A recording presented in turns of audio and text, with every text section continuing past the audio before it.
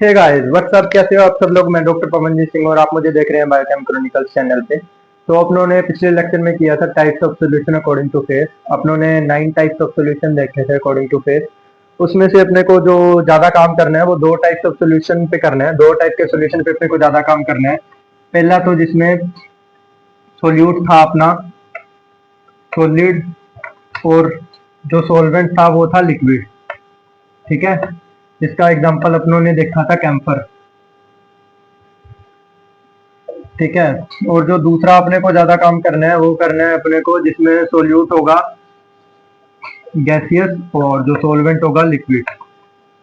ठीक है, जिसका एग्जांपल अपनों ने देखा था CO2 प्लस वाटर, यानी कि Coca Cola Thums Up soft drink जो आप डेली लाइफ में पीते हैं। ठीक है, तो जो अपने को मेनली इस चैप्टर में काम करना है वो दो टाइप्स ऑफ सॉल्यूशन पे करना है। ठीक है, आप याद रखना है जिसमें सोल्यूट सॉलिड फेस में होगा और सॉल्वेंट लिक्विड फेस में होगा। एक तो इस सॉल्यूशन पे अपने को ज्यादा काम करना है, और जिसमें सोल्यूट गैसियस फॉर्म में होगा और सॉल्वेंट लिक्विड फॉर्म में होगा। और एक ज्यादा इस टाइप ऑफ सॉल्यूशन पे अपने को इस चैप्टर में काम करना है। ठीक है, तो जो अपना आज का टॉपिक है वो है अपने देखने वाले हैं कि solubility of gas solute in liquid solvent. ठीक है, तो ऐसे कौन कौन से फैक्टर हैं जो सोल्यूबिलिटी ऑफ गैस को अफेक्ट करते हैं लिक्विड सॉल्वेंट में डिजोल्व होने से। ठीक है, तो आइए चलिए जो आज का अपना टॉपिक है वो देखते हैं। ठीक है, अपना वो टॉपिक है वो अपने देखने वाले हैं जो ऐसे कौन कौन से फैक्टर हैं जो सोल्यूबिलिटी गैस की सोल्यूबिलिटी को अफेक्ट करते हैं लिक्विड सॉल्वेंट में डिजोल्व होने से। ठीक है, तो आइए चलिए लिखिए मेरे साथ आज का topic, solubility of gas solute solubility of gas solute in liquid solvent। तो अपने देखने वाले हैं ऐसे कौन कौन से फैक्टर हैं जो गैस की सोल्युबिलिटी को अफेक्ट करते हैं लिक्विड सॉल्वेंट में डिसॉल्व होने से। ठीक है, तो सबसे फर्स्ट फैक्टर है, मेरे साथ नोट डाउन करते जाइए। सबसे फर्स्ट फैक्टर है वो है अपना नेचर ऑफ गैस। ठीक है, नेचर ऑफ गैस।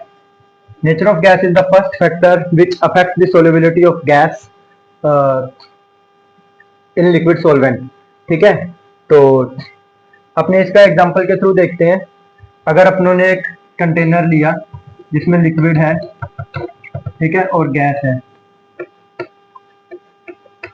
अगर अपने को इस लिक्विड में गैस डिसॉल्व करनी है, ऐसे अपने आप तो होगी नहीं, अगर अपने ऊपर से प्रेशर अप्लाई करेंगे तब जाके ये इजीली गैस कंप्लीटली डिसॉल्व हो पाएगी इसमें।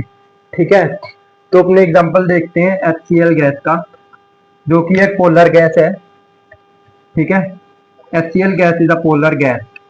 ठीक है, तो अपने को पता है अब जो इलेक्ट्रोनेगेटिविटी है वो क्लोरीन पे ज्यादा है, तो इस वजह से यहाँ पार्शियल नेगेटिव चार्ज है क्लोरीन पे, और हाइड्रोजन पे पार्शियल पॉजिटिव चार्ज है। ठीक है, तो अपने वाटर ले लेते हैं एज अ सोलवेंट। ठीक है, पता है अपने को पार्शियल नेगेटिव ऑक्सीजन पे है और यहाँ हाइड्रोजन पे पार्शियल पॉजिटिव चार्ज है। ठीक है, तो यहाँ नेगेटिव और पॉजिटिव में फोर्स ऑफ अट्रैक्शन की वजह से यहाँ पोलर गैस है जो HCl वो इजीली डिसॉल्व हो जाती है वाटर में। तो जो सोलवेंट होगा वो भी पोलर है अपना। ठीक है, पोलर सोलवेंट वाटर, ये अपना। तो यहाँ से अपने पास निकल के आता है एक relation, polar gas easily dissolved in polar solvent as compare to non polar gas. ठीक है, जैसे वो अपने एग्जांपल ने हाइड्रोजन, नाइट्रोजन और ऑक्सीजन का, तो वो वाटर में इतनी इजीली डिसॉल्व नहीं हो पाती। क्यों? क्योंकि वो पोलर गैसेज नहीं है। अपनों ने देखा कि नेचर ऑफ गैस कैसे अफेक्ट करती है सोल्युबिलिटी ऑफ गैस को लिक्विड सॉल्वेंट में। अगर कोई पोलर गैस है तो वो पोलर सॉल्वेंट में इजीली डिसॉल्व हो जाएगी, अपनों ने देखा। ठीक है, या फोर्स ऑफ अट्रैक्शन की वजह से पोलर गैस पोलर सॉल्वेंट में इजीली डिसॉल्व हो जाएगी। लेकिन जो नॉन पोलर गैसेज हैं लाइक हाइड्रोजन, नाइट्रोजन, ऑक्सीजन, वो पोलर सॉल्वेंट में इतनी इजीली डिसॉल्व नहीं हो पाती। ठीक है, तो अब जो अपना नेक्स्ट फैक्टर है जो अपने देखने वाले हैं जो अफेक्ट करता है सोल्युबिलिटी ऑफ गैस को तो इन लिक्विड सॉल्वेंट, जो अपना सेकंड फैक्टर है वो है टेम्परेचर। मेरे साथ लिखते रहिए आप टेम्परेचर। तो अपनों ने लिखा टेम्परेचर। अब आप सोचिए अगर अपने यहाँ गैस स्टोव लगा दें बीकर के नीचे, ठीक है, तो वाटर का टेम्परेचर इंक्रीज होगा, वेपर प्रेशर बनेगा यहाँ, तो उसकी वजह से काइनेटिक एनर्जी इंक्रीज हो जाएगी यहाँ, तो उस वजह से जो गैस है वो डिसोल्व नहीं हो पाएगी, ठीक है, लिक्विड सॉल्वेंट में। तो यहाँ से अपने पास एक रिलेशन निकल के आ जाता है, अगर अपनों ने टेम्परेचर इंक्रीज किया, ठीक है, तो जो सोल्यूबिलिटी है वो डिक्रीज हो जाएगी। तो अपने बोल सकते हैं कि temperature is inversely proportional to the solubility of gas in liquid solvent, ठीक है। यहाँ अपने पास एक रिलेशन निकल के आ जाएगा, inversely proportional to the solubility of gas, ठीक है। देखा अपनों ने दो फैक्टर देखे जो अफेक्ट करते हैं सोल्यूबिलिटी ऑफ गैस, तो एक तो देखा नेचर ऑफ गैस, फिर देखा टेम्परेचर। अब अपने जो थर्ड फैक्टर है वो देखने वाले हैं प्रेशर, ठीक है। मेरे साथ लिखिए प्रेशर। तो मैंने आपको पहले ही बताया था कि अगर अपने यहाँ प्रेशर इंक्रीज करेंगे, ऊपर से प्रेशर देंगे, तो गैस इजिली डिसोल्व हो जाएगी। तो यहाँ अपने लिख सकते हैं कि प्रेशर जैसे इंक्रीज किया वैसी सोल्यूबिलिटी भी इंक्रीज हो जाएगी, ठीक है। तो pressure is directly proportional to the solubility. अब मजे की बात यह है कि यहाँ से ये अपना निकल के आएगा हेनरीज लॉ, हेनरीज लॉ, ठीक है। इसी रिलेशन पे बेस्ड है हेनरीज लॉ, ठीक है। अगर अपने प्रेशर इंक्रीज करेंगे तो सोल्यूबिलिटी ऑफ गैस भी इंक्रीज होगी इन लिक्विड सॉल्वेंट। तो आइए चलिए अब अपने देखते हैं हेनरीज लॉ।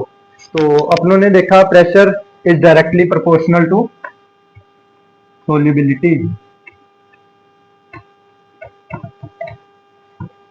ठीक है। तो हेनरी ने बोला था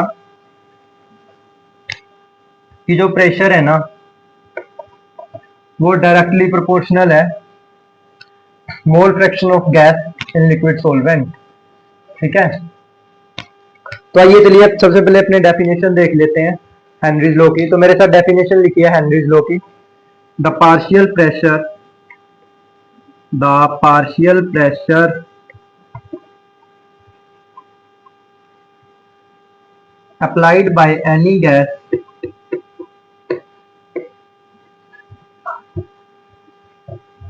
the partial pressure applied by any gas on liquid surface, the partial pressure applied by any gas on liquid surface is directly proportional to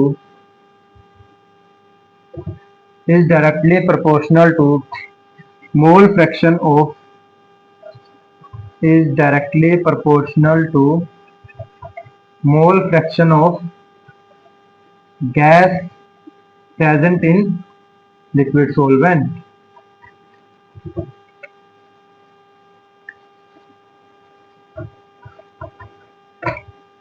The partial pressure applied by any gas on liquid surface is directly proportional to mole fraction of gas present in solution. This is known as Henry's law, ठीक है। तो ये Henrys ने बताया था कि, ठीक है, एक एग्जांपल के थ्रू समझते हैं। ये लिक्विड है अपने पास, ठीक है, और ये गैस है। ये गैस जो भी प्रेशर अप्लाई करेगी लिक्विड सरफेस पे वो डायरेक्टली प्रोपोर्शनल होगा मोल फ्रैक्शन ऑफ गैस, ठीक है। यानी कि जितने भी मोल फ्रैक्शन है गैस के प्रेजेंट है सॉल्यूशन में उसके डायरेक्टली प्रोपोर्शनल होगा। यानी कि the partial pressure applied by any gas on liquid surface is directly proportional to mole fraction of gas present in solution और लिक्विड सॉल्वेंट, ठीक है। तो इसका आप स्क्रीनशॉट ले लीजिए। अपनों ने देखा था partial pressure is directly proportional to mole fraction of gas according to Henry's law, ठीक है। तो अगर अपने डायरेक्टली प्रोपोर्शनल का सिंबल यहां से रिमूव करें तो जो आएगा वो आएगा के एच एक्स।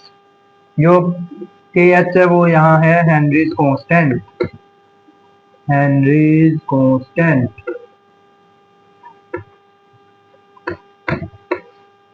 ठीक है। के एच है जो है हेनरीज कांस्टेंट।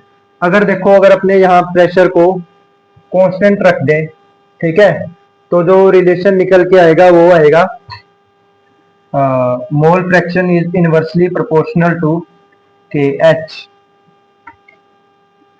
ठीक है, यानी कि अगर अपने के एच की वैल्यू इंक्रीज करेंगे, ठीक है, तो जो सोल्यूबिलिटी है गैस की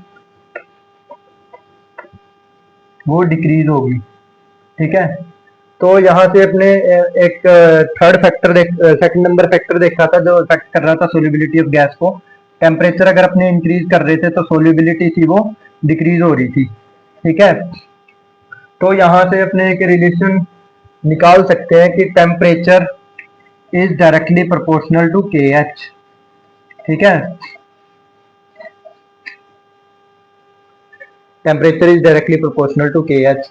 तो आज के टॉपिक में बच्चों अपनों ने देखा हेनरीज लॉ, और देखा कि solubility of gas solute in liquid solvent को ऐसे कौन कौन से फैक्टर हैं जो अफेक्ट करते हैं। अपनों ने 3 फैक्टर देखे, एक तो नेचर ऑफ गैस देखा, दूसरा नंबर फैक्टर था वो टेम्परेचर था, और थर्ड फैक्टर अपनों ने देखा प्रेशर।